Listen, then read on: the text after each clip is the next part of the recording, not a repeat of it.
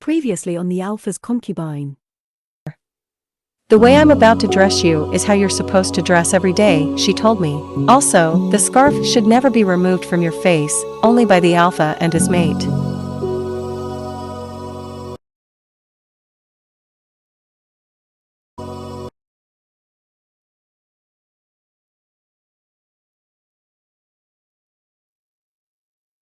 Chapter 10. I listened attentively to her, staring at my beautiful reflection in the mirror while she attires me in the long red dress that was brighter than blood. To my body, revealing my tiny waist and my curvy body. Soon she started on the scarf. I'm going to wrap your head, leaving your eyes only, she informed me.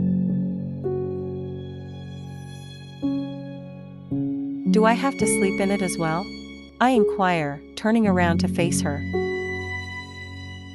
No, she answered.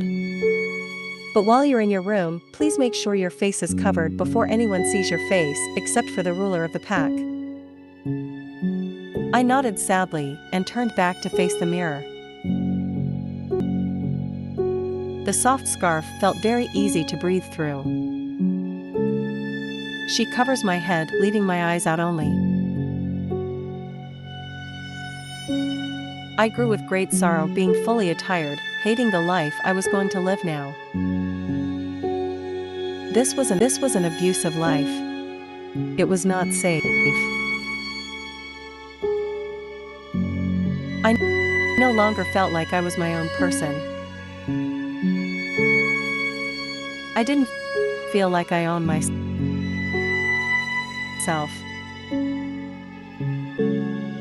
I walked slowly over to the bed and sat down, still being able to see my reflection in the mirror. I was like a beautiful red rose. A rare rose hidden within a secret garden and kept only for the eyes of the owner. I didn't like it. It pains me that I had no choice but to be the Alpha's concubine, nor could I ever see my beloved mom again. I missed her. I couldn't even dress myself the way I wanted to. I felt like I wanted to end my life now, but I could never do such a thing. I love my mom very much, and I don't want to hurt her, giving her terrible, unbearable pain, discovering her only child took her life. I will have to just do my time here until the Alpha is tired of me, which I hope he will be very soon. You don't have to stay in your room all day, I heard Natasha tell me as she put away the clothes in the closet. You can walk around the large home, just make sure you're in the room whether the Alpha wants you, Natasha again informed me. Hearing what she had said, it was great news to my ears. I could escape and get my mom leaving this land. We both would be safe from the Alpha. I slowly got up from the bed, pretending like I was only going out for a walk, and left the room. I walked along the hallway painted in gold and white. The entire place seemed to be painted mostly in gold. Maids stared at me as I passed. I held my head straight, not paying them any mind. I was only focused on leaving the place before the Luna ends up killing me.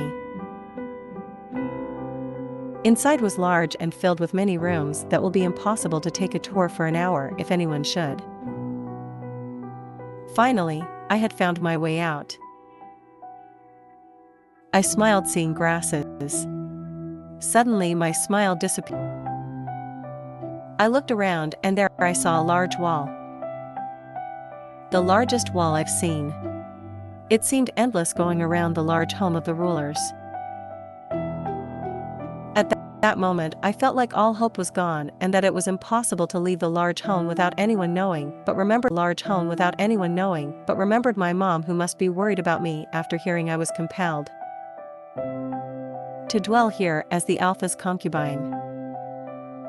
I was not going to give up now. I will have to try hard and secretly leave from here.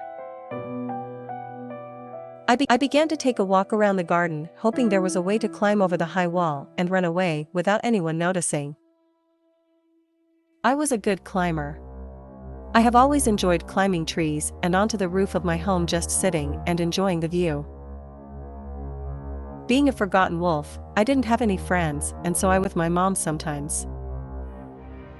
I considered her my best friend.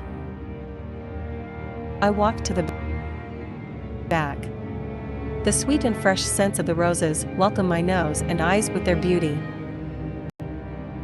I couldn't help admiring them and taking a short pause just to have a look at while I touched them. I had made it to the back. The wall was very high and smooth, there were no holes I could place my finger into to find my way over it. It was either to stay here and be the alpha sex slave, which I hated, or get away from this place quickly. I could climb onto one of the small trees I was looking at, an apple tree, and try to reach the top of the wall. It was very dangerous what I was going to do, but I had no choice.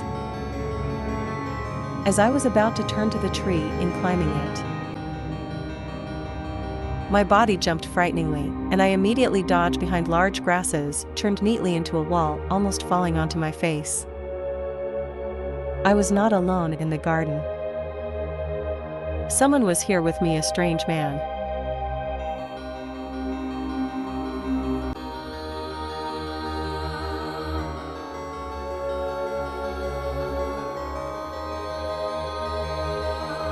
To be continued.